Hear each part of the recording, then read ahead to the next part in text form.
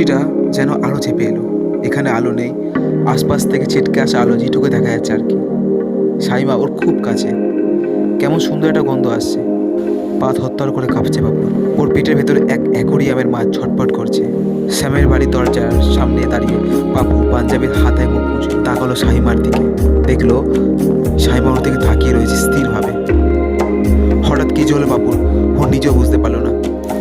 আচমকা বা হাত দিয়ে সাইমার কোমরটা জড়ে ধরে টেনে নিল নিজের দিকে। তারপর ঠোঁটে চেপে ধরলো ঠোঁট।